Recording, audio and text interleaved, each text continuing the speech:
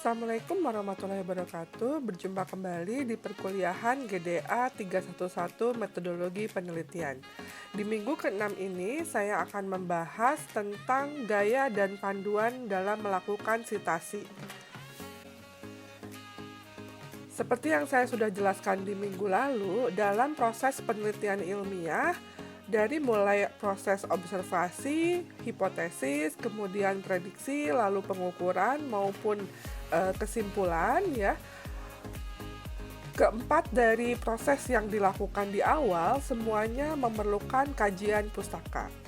Kajian pustaka ini adalah bagaimana kita melakukan explore terhadap pustaka-pustaka yang terkait dengan topik dari penelitian yang kita lakukan.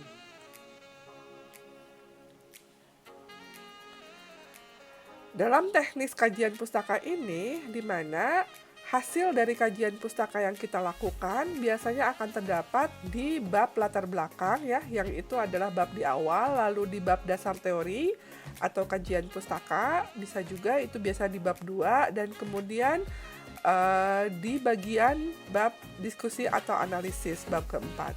Jadi hasil dari kajian pustaka itu biasanya disitasi atau dirujuk atau dituliskan ya dalam umumnya dalam ketiga bab ini.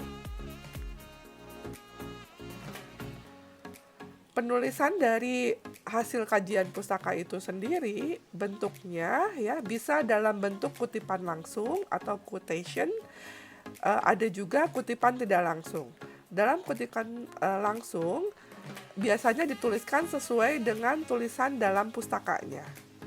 Atau sedangkan untuk kutipan tidak langsung biasanya menuliskan kembali ide atau ringkasan dari penulis pustaka dengan kata-kata kita sendiri. Jadi ada dua tipe penulisan kutipan dari hasil kajian pustaka. Yang pertama secara langsung dan yang kedua tidak langsung. Yang secara langsung biasanya dituliskan dalam sesuai dengan sesuai dengan kata-kata yang ada dalam pustaka yang kita kaji. Kalau tidak langsung biasanya kita tuliskan kembali dengan kata-kata kita sendiri. Kemudian dalam teknik kajian pustaka juga hasil dari kajian pustaka tersebut biasanya dituliskan kutipannya tersebut ada dua gaya yang umum atau yang dominan ya, yang dominan dirujuk atau digunakan. Yang pertama adalah gaya APA atau format dari American Psychological Association. Nah, ini yang kita gunakan ya di TANAS ini dalam penulisan tugas akhir dan juga dalam penulisan hasil dari kerja praktek, yaitu dengan format APA. Format yang dominan lainnya adalah MLA atau Modern Language Association. Nah, di sini bisa dilihat kalau apa itu bisa digunakan untuk bidang-bidang apa saja, kemudian MLA juga digunakan untuk bidang-bidang saja. Jadi ini adalah style atau format dari penulisan kutipan ya, atau rujukan atau proses sitasi dalam laporan baik itu tugas akhir maupun dalam hasil dari praktek kerja. Berikut saya berikan contoh bagaimana format apa untuk kutipan langsung. Ya, di sini dituliskan biasanya ada yang nama penulisnya tidak disebutkan. Jadi dalam kalimat itu kita rujuk ya. Biasa kita langsung tulis kutipannya, nanti di dalam kurung ada tulisan penulisnya. Atau kita sebutkan juga penulisnya ya, berdasarkan siapa gitu ya, dan kutipannya bagaimana. Nah, kutipan secara langsung itu ada dua tipe, ada yang pendek, ada yang panjang. Kalau yang pendek itu biasanya kurang dari 40 kata, itu dituliskan dengan tanda petik dari awal dan akhir dari kutipan kita. Sedangkan kalau lebih dari 40 kata itu termasuk dalam kutipan langsung yang panjang, itu biasanya tidak dituliskan tanda petiknya. Ya, itu. Nah, berikut lagi adalah contoh kutipan tidak langsung dalam format apa. Ya, di sini dituliskan nama penulis disebutkan dalam kalimat, ya, sama tadi seperti yang langsung. Ada juga nama penulis yang tidak disebutkan dalam kalimat. Ya, jadi bentuknya adalah seperti ini contohnya.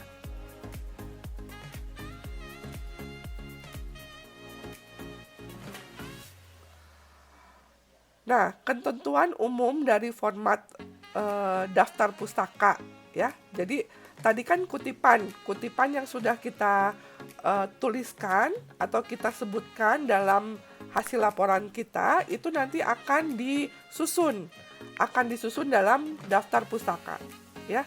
Daftar pustaka yang kita acu juga dengan menggunakan style apa. Ya, jadi perlu dibedakan antara kita mengutip dalam tulisan dan juga daftar pustakanya. Jadi apa yang kita kutip di dalam tulisan kita, ya, baik itu di bab 1 latar belakang, di bab 2 dasar teori, atau dalam proses analisis di bab 4, ya, itu kita mengutip dari suatu rujukan atau dari suatu pustaka. Nah, itu namanya kita melakukan sitasi. Nah, kemudian sitasi kita itu siapa-siapa saja di list dalam daftar pustaka. Nah, daftar pustaka yang kita ikuti juga stylenya adalah style dari apa, ya. Di sini kita bisa lihat bagaimana ketentuan umum dari penulisan daftar pustaka tersebut. Bisa dibaca di sini, ya. Sumber kutipan itu dituliskan lengkap, harus lengkap. Jadi apa yang kita kutip di bab 2, bab 1, bab 3, bab 4 itu harus ada listnya di daftar pustaka. Begitu juga apa yang ada di daftar pustaka harus kita kutip di tulisan kita, ya. Nah, cara penulisannya seperti apa? Nah, biasanya didahului dengan nama belakang. Jadi kalau di luar itu nama keluarga, biasanya nama belakang. Kalau di Indonesia kan bukan nama keluarga, biasanya nama belakang seperti saya Dian Handiani, berarti nama depannya ditulis dulu Handiani. Kemudian nama tengah dan nama depannya itu disingkat. Nah, contohnya seperti ini. Ketentuan umum lainnya untuk penulisan daftar pustaka adalah di sini bisa dibaca juga, tidak termasuk gelar kebangsawanan atau akademik ataupun keagamaan lainnya. Jadi tidak ada gelar akademik, ya, di dalam daftar pustaka. Kemudian jika tidak ada nama penulis, judul karya dituliskan sebagai tema utama. Lalu pada format apa huruf pertama dari judul karya atau judul karya tulis dituliskan huruf kapital, ya. Jadi huruf pertamanya kapital. Itu yang secara umum. Nah, kemudian ketentuan lainnya, bagaimana cara kita menulis daftar pustaka untuk buku. Di sini, ya, untuk penulis tunggal, di sini bisa dilihat, ya, ini nama keluarganya kan Baxter, kemudian nama depannya kita singkat C, ya, di sini, lalu tahun dipublikasikannya, judul buku, dan ini adalah publishernya atau dipublikasikannya di mana, ya. Lalu kalau penulis 2 atau 3, ya, kalau 2 itu disebutkan dan, gitu, ya. Jadi disebutkan semuanya. Jadi kalau umpamanya di kutipannya itu kan biasanya kita tulis dan kawan-kawan, ya, di situ dan kawan-kawan. Lalu tapi kalau di dalam daftar pustakanya kita tidak sebutkan dan kawan-kawan, kita sebutkan siapa kawan-kawannya itu. Jadi disebutkan semuanya, ya. Kalau 2 dituliskan 2, kalau 3 dituliskan 3. Cara penulisannya sama. Nama belakang dulu, kemudian nama depan dan nama tengahnya disingkat, gitu. Nah, ini beberapa contohnya lagi, ya. Kemudian contoh berikutnya lagi untuk buku juga, ya. Di sini bisa kalian baca sendiri bagaimana menuliskan untuk buku terjemahan, gitu, ya. Atau bagaimana juga menulis untuk artikel atau bab dalam buku yang diedit, ya, atau artikel atau istilah dalam buku referensi, makalah, seminar, konferensi, dan sejenisnya. Begini cara menulisnya, ya. Jadi di sini kalau yang di conference, ya, di sini bisa dilihat judulnya, lalu jurnal ini paper present at the meeting of national apa. Jadi dijelaskan dipresentasikannya di mana, dituliskan dipresentasikannya di mana. Selanjutnya adalah di sini adalah contoh untuk penulisan daftar pustaka untuk artikel atau jurnal. Di sini dilihat ya, ada 3 penulis, disebutkan semuanya, lalu judulnya ya, kemudian nama jurnalnya, kemudian edisi berapa dan di halaman berapa. Itu. Kemudian cara penulisan artikel yang kita merujuk artikel di majalah. Tulisannya seperti yang kedua ini, lalu artikel di surat kabar, lalu artikel surat kabar tapi tanpa menulis. Tanpa penulis ya, kalau tidak ada keterangan penulisnya. Di sini cuma judulnya ya, kemudian tahunnya kapan gitu, dan dituliskannya di artikel atau surat kabar apa ya. Selanjutnya juga aturan penulisan daftar pustaka untuk artikel. Di sini masih untuk resensi buku dalam jurnal ya, resensi buku dalam jurnal. Di sini dituliskan nama penulisnya, tahun gitu ya.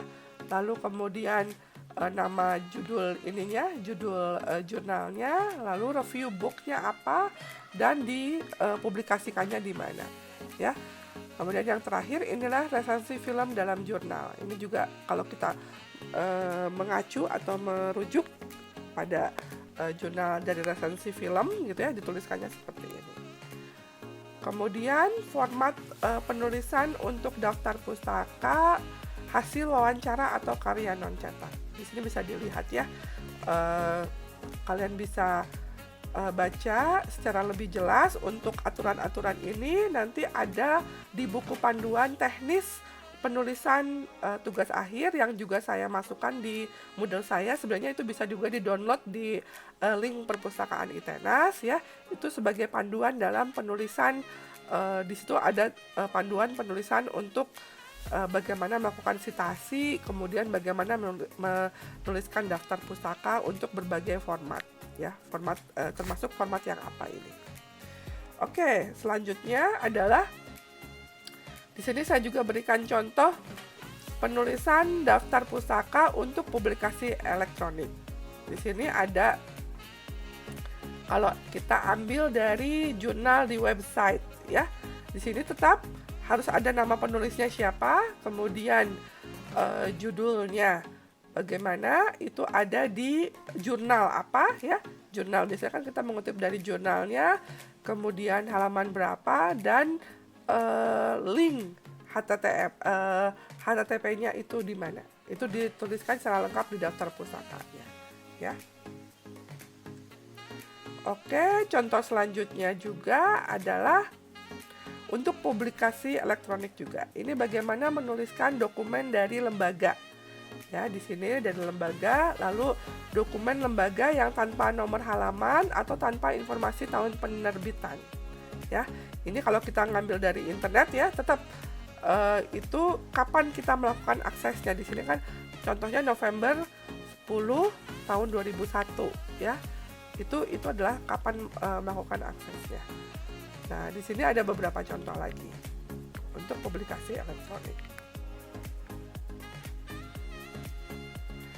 Selanjutnya adalah penulisan daftar pustaka untuk elektronik juga. Ini kalau dari CD-ROM ya, suka ada kan CD-CD-ROM yang memberikan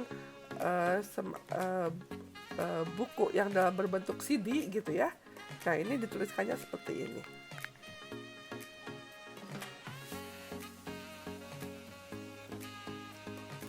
Nah, baik itu style apa atau MLA ya, itu ada aplikasi-aplikasi generator untuk membuat daftar pustaka.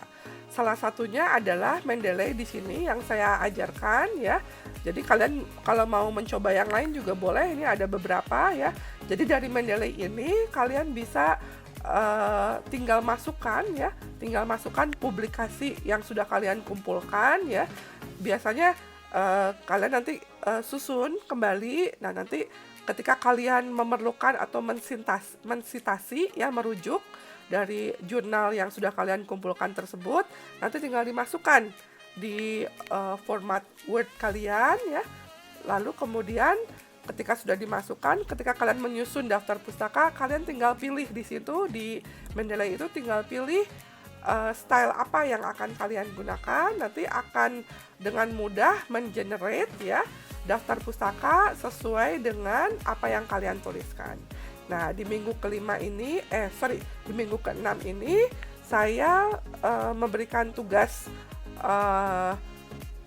bukan tambahan ya, tugas terusan dari yang minggu kelima sebelumnya, di mana kalian membuat latar belakang yang kemudian ada rujukan dari jurnal-jurnal yang sudah kalian kumpulkan di minggu lalu, gitu ya. Nah, dari situ, dari latar belakang itu, kalian nanti akan membuat daftar pustakanya dengan menggunakan software Mendeley tersebut. Ya, oke. Sampai di sana penjelasan saya bagaimana teknis dari penggunaan atau melakukan rujukan ya. Dalam hal ini rujukan dengan style apa yang kemudian membuat daftar pustakanya di Mendeley. Kalau kalian ada pertanyaan terkait dari penjelasan saya ini, bisa didiskusikan di forum diskusi 6 yang saya buka di model minggu ke-6 ini ya. Bisa di sana kita berdiskusi, dan juga kalian coba untuk membuat tugasnya yang nanti akan membantu kalian dalam membuat daftar pustaka, baik itu di laporan kerja praktek maupun di laporan tugas akhir nantinya. Ini adalah sumber pustaka yang saya gunakan ya. Terima kasih atas perhatiannya. Saya akhiri video ini. Wassalamualaikum warahmatullahi wabarakatuh.